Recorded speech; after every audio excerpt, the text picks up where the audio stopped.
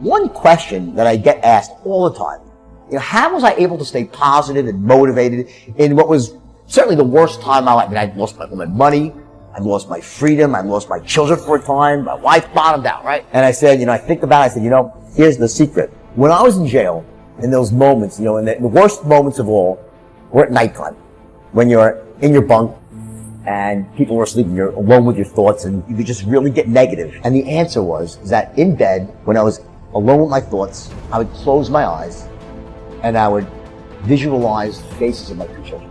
And I closed my eyes and see their faces. I knew I would let them down so badly, cause them so much pain. And I said, there's nothing I won't do.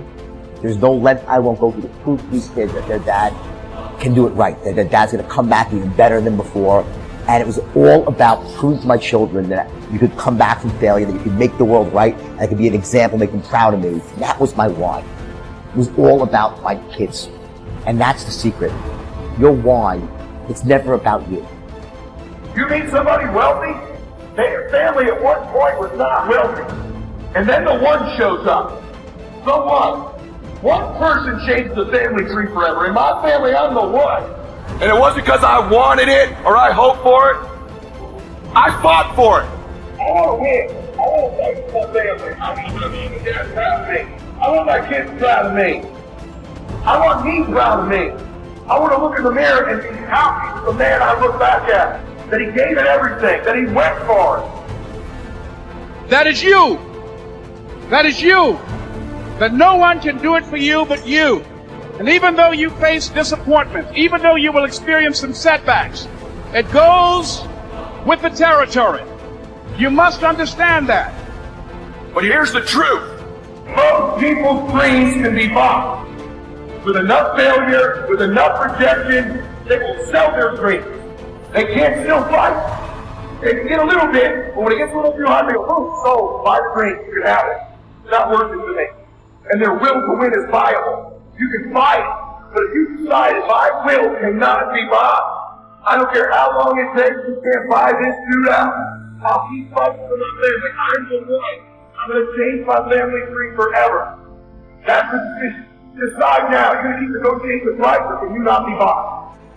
When people die, or people get sick, or something happens in your life, if all you're doing it for is a car and a house, that can stop you. But if you're doing it for your mom, for your siblings, for your family, for your community, nothing can stop you. You cannot be broken.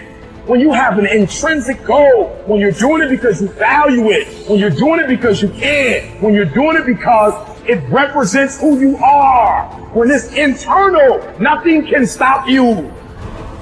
When you leave this room, you take care of doggone every single thing. I don't care where you come from. I don't care what your background is. Don't let nobody fool you. If you're willing to grind on Monday, if you're willing to grind on Tuesday, they can't stop you. I don't have to accept the life that was given to me.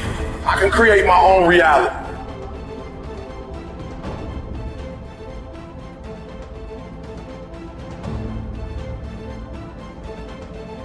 This paradigm concept is pretty powerful. To be able to shape your future, you have to be willing and able to change the paradigm. Now, you see, we're all able, but we're not all willing. We're not all willing to study the same thing over and over and over and over and over and over again. I mentioned about Phil Goldfine. He came to see me. He'd heard about me, and he phoned and he wanted to come and see me. That was 20 years ago. Every time I'm doing a seminar, he's here. I tell him to take a book and study this book. He studies it. I was talking to him yesterday and I was telling him about this one piece of literature I'm reading. I had it on my phone, so I sent it to him. I have no question in my mind, he will study that little piece of literature.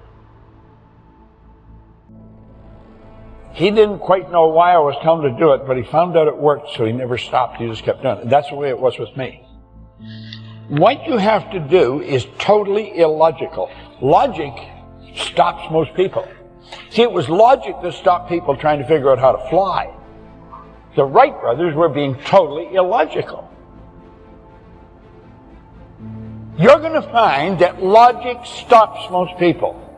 It's illogical to keep reading the same book over and over and over again relative to the way we've been trained. Well, if we've got it right, our results are always under construction. Always. We should forever be trying to improve. I don't care how good you get at it, you can get better. Better is the next word. I love it. Doesn't matter how well you're doing, you can do better. Now, there's the question you got to ask yourself. Are you ready? Am I really ready? You see, when Ray gave me that book, I was ready. Now, if you had to ask me if I'm ready, I wouldn't have known. But I really wanted to change. I was so sick of living the way I was living. I wanted to change. I wanted to change all kinds of things.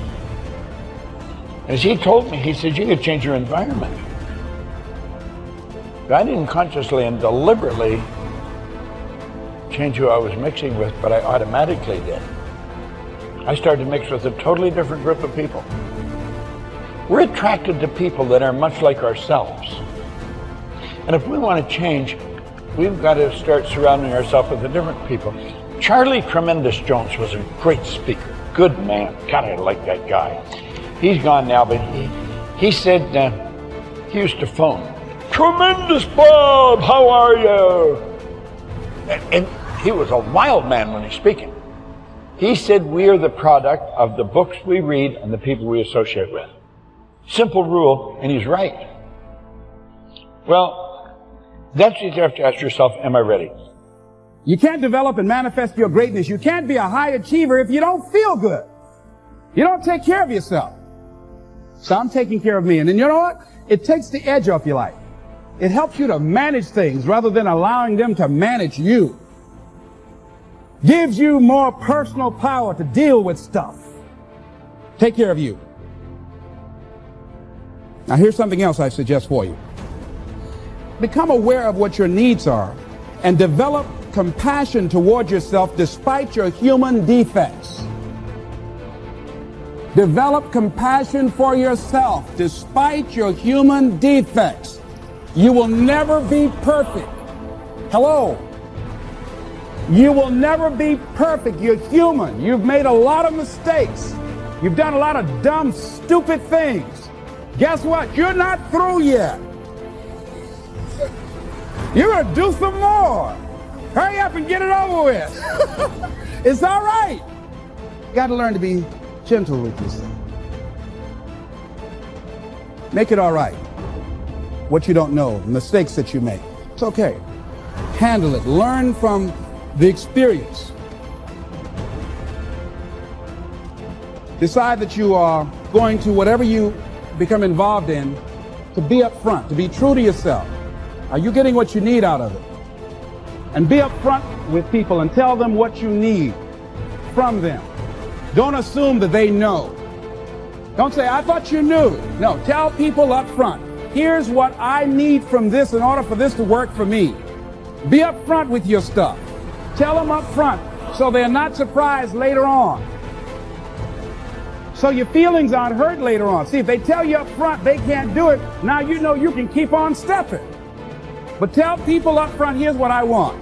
In order for me to play this game with you, if we're going to dance, this is what I got to get out of it. See, if you don't take care of your needs, guess what? You will always have that nagging song in the back of your mind say, well, when do I get mine? When am I going to start enjoying this? Are we going to have a good time together? Do I get any oodles out of this at all? You're going to start asking that question. Everybody's happy having a good time, but you? They say, well, we thought you were happy. How could you think that? Well, you weren't saying anything. Well, I'm saying something now. Hope you got that. See, we're taught to be quiet and not speak up for ourselves, not to be selfish. If you don't take care of you, who do you think is going to take care of you? Who's going to look out for you better than you will? No one. No one's going to do that. You got a business? No one's going to take care of your business better than you. Nobody. Anything you want to do in life, you've got to take ownership of it and say, hey, I'm going to make this happen.